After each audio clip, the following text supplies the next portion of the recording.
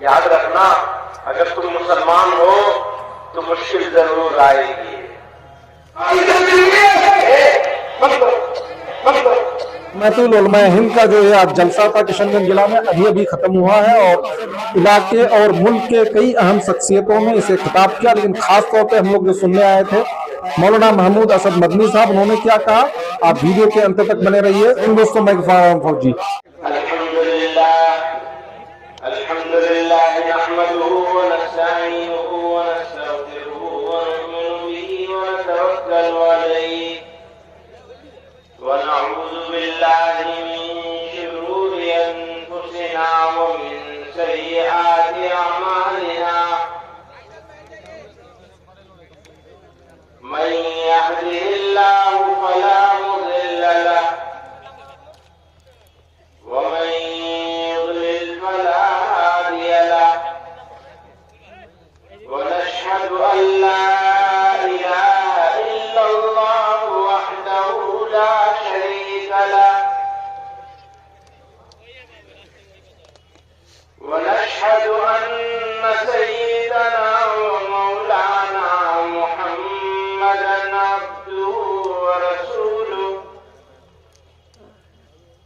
صلى الله تعالى عليه وعلى آله وصحبه وبارك وسلم.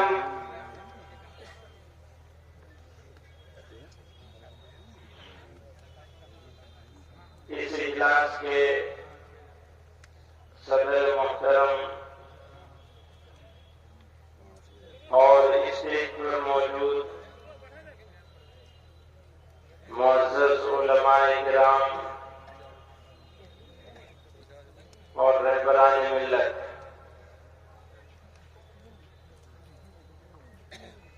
کشن گنج کے ساتھ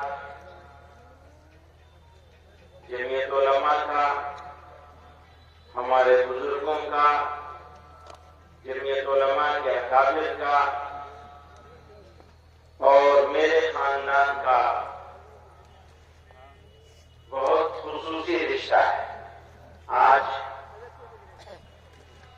یہ جمع غفیر یہاں جمع ہوا ہے اس بات کے لیے کہ جو مشکلات ہیں ان پر غور کیا جائے اور کچھ ایسے فیصلے کیے جائیں جن کو ہم اپنی زندگی میں، اپنے سماج میں، اپنے گھروں میں، اپنے محلوں میں، اپنی برادری میں اور اپنے علاقے میں نافذ کر سکیں.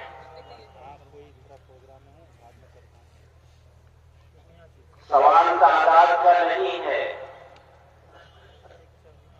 سوال کمیت کا نہیں ہے، سوال کیفیت کا ہے. اگر کیفیت اللہ اور اس کے رسول صلی اللہ علیہ وسلم کے مرضی کے مطابق ہے یا مرضی کے مطابق کرنے کی کوشش کی جاتی ہے تو یقین جانیے حالات کے بدلنے میں، پلٹنے میں دیر نہیں لگے گی. دیری اس وجہ سے ہے کہ ہم نے اپنے آپ کو اندرونی طور پر، داخلی طور پر کمزور کر لیا ہے. ملک کی موجودہ صورتحال انتہائی حساس اور فکر انگیز ہے. افسوس کے ساتھ کہنا پڑتا ہے کہ ایک خاص طبقے کی بالادستی کے قیام اور دوسرے طبقات کو رسوا کرنے، حاشیے پر دھکیلنے اور محروم بنانے کی باقاعدہ اور منظم کوششیں کی جا رہی ہیں. قابل افسوس امر یہ ہے کہ اس مکروہ مہم کو صرف حکومتی سرپرستی ہی حاصل نہیں ہے بلکہ حکومت ہی کروا رہی ہے. جب مسلمانوں کی بات آتی ہے تو انہیں قانونی طور پر بے بس، سماجی طور پر علیحدہ اور معاشی طور پر کمزور بنانے کی سازشیں عروج پر ہیں۔ ان کے مذہب، ان کی شناخت اور وجود کو غیر ضروری، یہاں تک کہ ناقابل برداشت بنا دیا گیا ہے۔ یہ حالات اس نہج پر پہنچ چکے ہیں کہ آج مسلمان خود کو راہ چلتے غیر محسوس کرتے ہیں۔ انہیں قدم قدم پر حقارت اور نفرت کا سامنا ہے۔ جب یہ اپنے جائز حقوق کے لیے آوازیں اٹھاتے ہیں تو ان کے گھروں کو بلڈوزر کے ذریعے برباد کر دیا جاتا ہے۔ وطن عزیز میں مسلمانوں پر سرکاری سرپرستی میں جاری منافرت اور ظلم و ستم کی یہ لہر انہیں شدید مشکلات سے دوچار کر رہی ہے۔ اسی سرزمین کے ایک شاعر تھے، بڑے خوبصورت انداز میں اب سے بہت پہلے آج کے حالات پر روشنی ڈال گئے۔ غضب کی فتنہ سازی آئے ہے اس آفت جاں کو، غضب کی فتنہ سازی آئے ہے اس آفت جاں کو، شرارت خود کرے ہے اور ہمیں تہمت لگا دے ہے، شرارت خود کرے ہے اور ہمیں تہمت لگا دے ہے، میری بربادیوں کا ڈال کر الزام دنیا پر، وہ ظالم اپنے منہ پر ہاتھ رکھ کر مسکرا دے ہے۔ اب انسانوں کی بستی کا یہ عالم ہے کہ مت پوچھو، لگے ہیں آگ ایک گھر میں تو ہم سایہ ہوا دے ہے، کلیجہ تھام کر سنتے ہیں لیکن سن ہی لیتے ہیں، میرے یاروں کو میرے غم کی تلخی بھی مٹا دے ہے۔ بزرگوں اور دوستوں، کسی بھی مہذب سماج کے لیے عدل و انصاف سب سے بڑا معیار ہے۔ عدل و انصاف کے بغیر بڑی سے بڑی ریاست، بڑے سے بڑا ملک باقی نہیں رہ سکتا۔ ملک میں امن و امان کا قیام اور جرائم سے پاک معاشرے کی تشکیل انصاف کے بغیر ممکن نہیں۔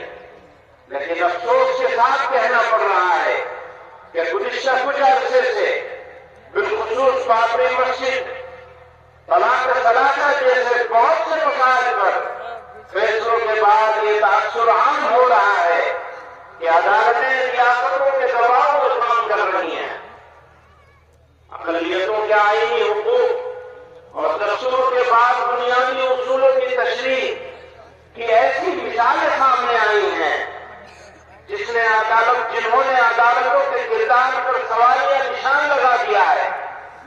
مختلف عدالتوں نے مسلم پرسنل لا سے متعلق مسائل کو لے کر جو فیصلے کیے ہیں، ان سے ایسا محسوس ہوتا ہے کہ ان عدالتوں نے قانون کی تشریح کے بجائے قانون وضع کرنے کی کوشش کی ہے۔ موجودہ وقت میں پریزنس آف ورشپ ایکٹ 1991 اس کو نظر انداز کرتے ہوئے گیان واپی مسئلہ کے مقدمات کو قابل سماعت قرار دینے کا فیصلہ بہت واضح طور پر قابل ذکر ہے۔ اب تو وہاں بھی پہنچے ہمارے بیچ میں عبد الواحد چشتی صاحب، انگارہ شاہ صاحب موجود ہیں اجمیر شریف سے۔ سوال ملک کا ہے۔ یہ ملک انصاف کے ساتھ، برابری کے ساتھ، برابر کے حقوق کے ساتھ، اقلیتوں اور اکثریت کی تفریق کے بغیر ملک باقی رہے گا تو باقی رہے گا۔ ملک کی ترقی ہوگی، خوشحالی ہوگی، سڑکیں بنائی جائیں، ایئرپورٹ بنائے جائیں، ریلیں چلائی جائے، ترقی کے جو کام دنیا میں ہیں جن کا تعلق میٹیریل سے ہے وہ ضرور کیا جائے، لیکن جس کا تعلق انسانوں سے ہے اگر وہ نظر انداز ہو جائے گا تو یاد رکھنا یہ ملک کبھی ترقی نہیں کر سکے گا۔ پھر یہ انسانوں کا نہیں، جانوروں کا ملک ہوگا۔ اگر برابری نہیں ہوگی، اگر انصاف نہیں ہوگا، اگر انسانوں کے بیچ میں مذہب کی بنیاد پر، ذات پات کی بنیاد پر تفریق ہوگی، اگر لوگوں کو ذلیل کیا جائے گا تو یہ اس سے بڑی ملک کے ساتھ دشمنی اور غداری کچھ نہیں ہو سکے۔ بزرگوں اور دوستوں، میں یہ کہنا چاہتا ہوں، ہمارے بیچ میں انگارہ شاہ صاحب موجود ہیں، یاد رکھنا یہ جو وقت ہے نا یہ بدلتا ہے، ایک جیسا نہیں رہتا۔ آج اگر رات ہے، اندھیرا ہے تو ہمیشہ نہیں رہے گا۔ صبح تو ہوگی ضرور، صبح تو ضرور ہوگی، ہمارا یقین ہے۔ اس لیے گھبرانے کی، مایوس ہونے کی قطعی ضرورت نہیں ہے۔ میں اوقات کے اوپر یہ کہنا چاہتا ہوں، وقت میں دینی معاملہ ہے۔ مسلمان آخرت کے ثواب کے غرض سے اپنی جائیداد وقف کرتے ہیں۔ یاد رکھیے، یہ اوقات کسی بادشاہ یا کسی حکومت کی ملکیت نہیں، یہ 100% مسلمانوں کی وقف کردہ جائیدادیں ہیں۔ ہمارے ملک میں وقف جائیدادوں کی کثرت اس بات پر دلالت کرتی ہے کہ دین اسلام نے انسانوں کی خیر خواہی اور فلاح و بہبود پر کس قدر زور دیا ہے۔ مسلمانوں نے کس فراخی کے ساتھ اللہ کی رضا اور صدقہ جاریہ کے لیے اپنی جائیدادیں وقف کی ہیں۔ یہ وقت ہمارے بزرگوں کی وراثت ہے۔ آج اسے ہم اس طرح ضائع ہوتے نہیں دیکھ سکتے۔ ہم رہائیوں سے اس سے خرد برد ہونے، اس پر ناجائز قبضہ اور تسلط ہونے کی شکایت کرتے رہے ہیں۔ یہ بیت المال نے حکومتوں سے بارہا مطالبہ کیا ہے کہ وقف جائیدادوں کا انتظام و انتظام SDPC کے طرف سے کیا جائے، لیکن حکومتوں نے کوئی توجہ نہیں کی اور وقت کی بدحالی کا تماشا دیکھتے رہے۔ بزرگوں اور دوستوں، اس پر مزید ظلم یہ ہوا کہ موجودہ حکومت اس طرح کی ترمیم کرنا چاہتی ہے کہ ناجائز قبضہ کرنے والوں کا قبضہ آسان ہو جائے اور جنہوں نے قبضے ناجائز کر رکھے ہیں ان کا تسلط مکمل ہو جائے۔ بزرگوں اور دوستوں، یہ جو پروپیگنڈا کیا جا رہا ہے کہ جہاں پہ انگلی رکھیں گے وہ ہو جائے گی، یہ جھوٹا پروپیگنڈا ہے۔ اپنی ہی جائیدادیں، ان کے اپنے وزیر نے اسی مرتبہ کے سیشن میں یہ بات کہی ہے کہ اتنی جائیدادیں اوقاف کی جو ہے وہ لوگوں نے قبضے کر رکھے۔ اگر ہاتھ رکھنے سے وہ جائیداد مل جاتی ہوگی تو خود اوقاف کی جائیدادوں پر اتنے سارے لوگوں کے قبضے کیسے ہوتے؟ وہ جو میں نے شعر پڑھا تھا نا، یہ شرارت خود کرے ہے اور ہمیں تہمت لگا دیں گے، وہ تو بھائی قبضے تم نے کروا رکھے ہیں اور وقت بندہ کیسے حکومتیں بناتی؟ ہم کہتے ہیں مسلمانوں کے ہاتھ میں ہونا چاہیے وقت بورڈ کا بنایا جانا۔ آپ نے جو موجودہ قانون ہے اس کے حساب سے آپ نے ان جائیدادوں کا انتظام کرنے کے لیے جو صوبائی اوقات بنائے ہیں جتنے اور سینٹرل وقف کونسل بھی، وہ سب حکومتیں بناتی، حکومتوں کے بنائے ہوئے اوقات کے اور اتنی جائیدادیں آپ کو مزید مان رہا ہے کہ اتنی جائیدادوں کا قبضہ ہے۔ میرے بھائیوں بزرگوں، مسلمان کو کیا کرنا چاہیے؟ مشکل حالات میں مسلمانوں کا عمل اور رد عمل وہ کیا ہونا چاہیے. تو میں عرض کرنا چاہتا ہوں صبر، حکمت اور دانشمندی کا آئینہ دار ہونا چاہیے. اگر صبر کے ساتھ، حکمت کے ساتھ اور دانشمندی کے ساتھ سوچ کر فیصلے نہیں کیے گئے تو جو ہمارا مخالف جو چاہتا ہے ہمارے ہاتھ سے وہ کام کروانے میں کامیاب ہو جائے. وقت کا تقاضا ہے کہ مسلمان اپنی بصیرت اور دور اندیشی کا مظاہرہ کرے، مثبت اور متوازن اقدامات کے ذریعے معاشرتی تعمیر اور ترقی میں اپنا کردار مزید مضبوط کرے. تعلیم کے فروغ، معاشی خود کفالت، سماجی بہبود پر خصوصی توجہ مضبوط کرتے ہوئے ہمیں اپنی کمیونٹی کو اس قابل بنانا ہے کہ ہر چیلنج کا سامنا حکمت اور استقامت سے کیا جا سکے. ستم کتنا رخ بدلے وفا کی خون نہ بدلیں گے، وہ ترکش اپنا خالی کرتے ہم پہلو نہ بدلیں گے. مزاج باغبانی باغباں کا گھر نہ بدلے گا، چمن والے بھی اپنا رنگ اپنی بو نہ بدلیں گے. جنون والوں کی شوری کا مزاجی بھی نہ بدلے گی، وہ جب تک طرز و انداز خمے کے سو نہ بدلیں گے. غموں کی ترجمانی ہو رہی ہے، ہوتی جائے گی، یہ زخم دل نہیں ہے، پھول ہیں، خوشبو نہ بدلیں گے. تیرا بخشا ہوا سرمایہ غم اتنا پیارا ہے کہ جامے دل سے بھی ہم ایک بوند آنسو، کہ جامے دل سے بھی ہم ایک بوند آنسو نہ بدلیں گے. میرے دوستو، مزاج دعوتی بنانا ہے. پروردگار عالم نے ہم کو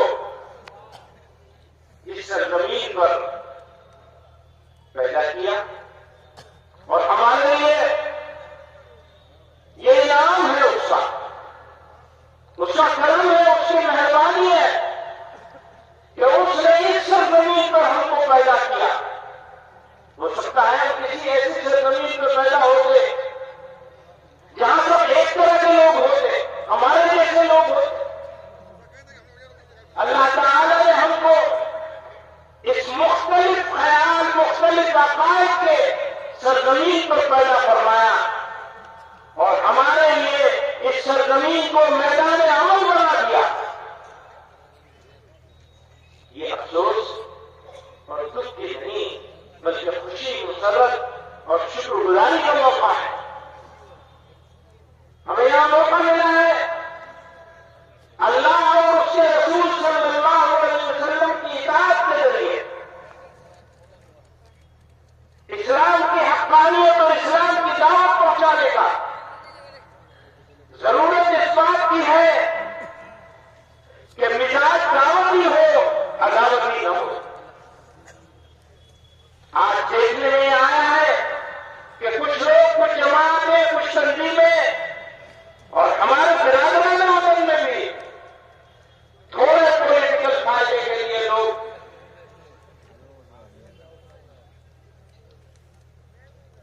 دشمنی، نفرت پھیلا کر، تقسیم کر کے لوگوں کو بانٹ رہے ہیں، بانٹنے کا کام کر رہے ہیں. مجھے بتایا جائے کہ اگر اس ملک میں بسنے والے لوگ بٹیں گے، بانٹے جائیں گے تو ملک کے ساتھ دوستی ہوگی یا دشمنی ہوگی.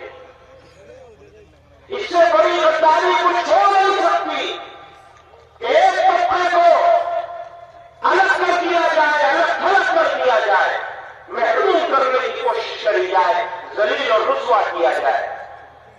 میرے بھائیوں، وقت کا تقاضا ہے کہ میں اپنی بات ختم کر لوں. ایک آخری بات کہہ کر کے اپنی بات ختم کر لوں گا. قرآن کریم میں اللہ تعالیٰ نے ارشاد فرمایا فاصبر کما صبر اولو العزم من الرسل. سورہ احزاب میں اللہ تعالیٰ ارشاد فرماتے ہیں کہ صبر کرو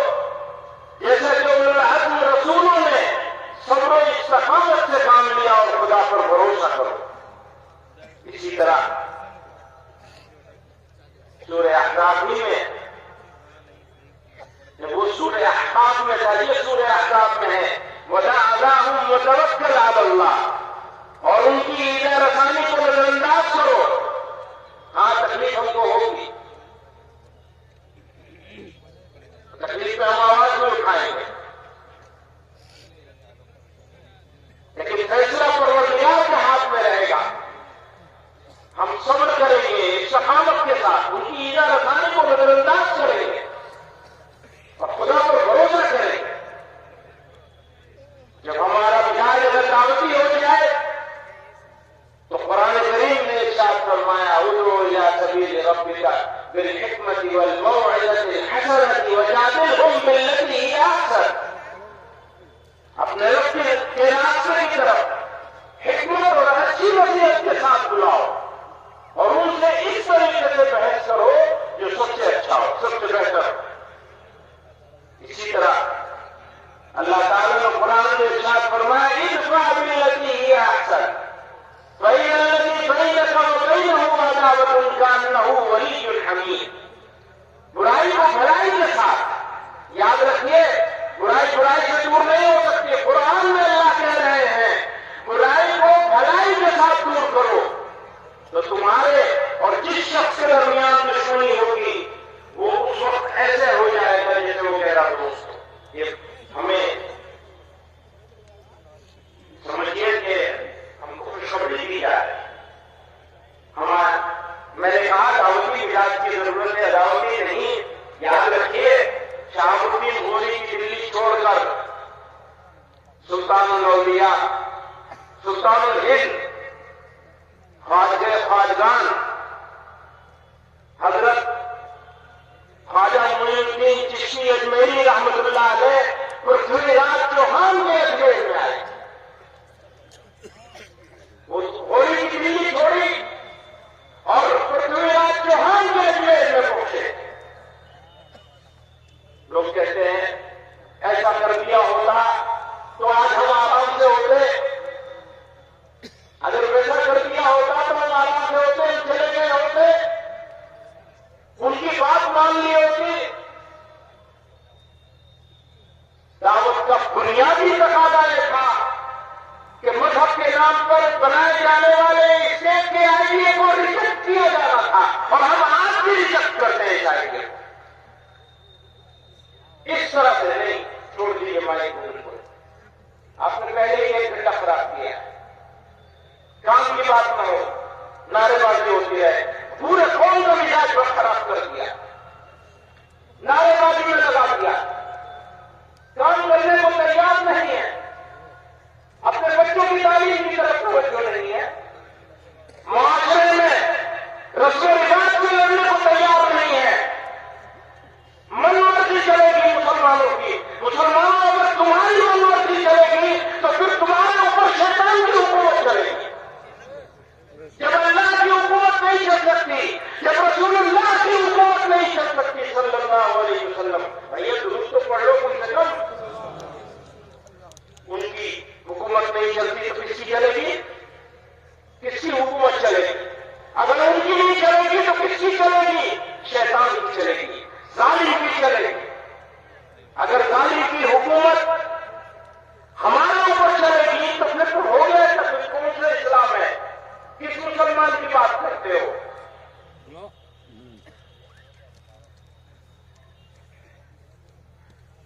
مشکلات و مسائل یاد رکھنا، اگر تم مسلمان ہو تو مشکل ضرور آئے گی۔ وَلَنَبْلُوَنَّكُمْ بِشَيْءٍ مِّنَ الْخَوْفِ وَالْجُوعِ وَنَقْصٍ مِّنَ الْأَمْوَالِ وَالْأَنفُسِ وَالثَّمَرَاتِ وَبَشِّرِ الصَّابِرِينَ، فرماتے ہیں اور ہم تمہاری آزمائش کرتے رہیں گے، کچھ خوف سے، کچھ بھوک سے، اور جان و مال اور پھلوں کے نقصان سے، یعنی تمہارا حوصلہ اٹھایا جائے گا۔ تیار ہو اس کے لیے، تیار ہونا پڑے گا، اگر مسلمان ہو تو تیار ہونا پڑے گا۔ کہتے ہیں احسب الناس ان یترکوا ان یقولوا آمنا وهم لا یفتنون، آزمائے نہیں جاؤ گے۔ پہلی آزمائش یہ ہے کہ ہم اپنی من مرضی کرنا چھوڑ دیں، یہ ہے پہلی آزمائش۔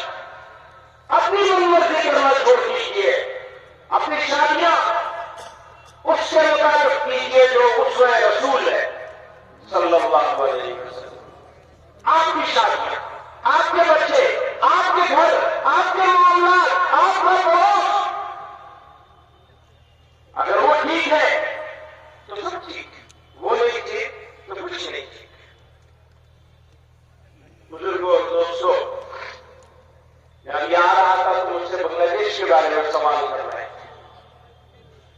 میں نے کہا اگر کوئی غیر مسلم کسی مسلمان کے درمیان میں رہتا ہے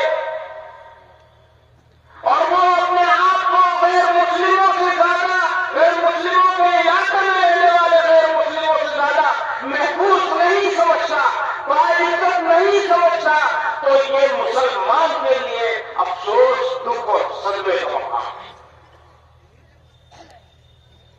یہ مسلمان کے اوپر سوال ہے. اور اقلیتیں، اس پورے خطے میں رہنے والی کسی ملک کی اقلیتیں ہوں، اگر اقلیتیں چاہے یہاں ہو چاہے وہاں ہو اپنے آپ کو غیر محفوظ سمجھتے ہیں، اگر ان کو ایسا لگتا ہے کہ ان کو عزت اور سمان نہیں مل رہا ہے، تو یاد رکھنا وہ ملک مہذب کہلائے جانے کے قابل نہیں ہے، چاہے ہمارا ملک ہو اور چاہے پڑوسوں ملک ہو، چاہے بنگلہ دیش ہو، چاہے پاکستان ہو، چاہے افغانستان ہو، کوئی ملک ہو. اقلیتیں باعزت ہونی چاہیے، سمان ہونا چاہیے مائنورٹیز کا. اس پورے خطے میں آج ہم نے یہ خواب سجایا ہے کہ یہ خطہ بر صغیر اگلے 100 سالوں میں دنیا کو لیڈ کرے گا. امریکہ کے ہاتھ میں نہیں رہے گی اب قیادت انشاءاللہ. لیکن بھائی ہمارے وطن کیسے ہوگا؟ ہمارے وطن نہیں ہوگا. ہمیں لینا پڑے گا، تم کو ہمیں سمان دینا پڑے گا، ہمیں موقع دینا پڑے گا، برابر کی اپرچونٹی دینی پڑے گی، تو اپنی صدی ہماری ہو. اللہ تعالی ہمیں سچا پکا مسلمان بنائے، صحیح راستے پہ چلنے کی توفیق عطا فرمائے اور ہماری بدعمالیوں سے ہماری حفاظت فرمائے. وآخر دعوانا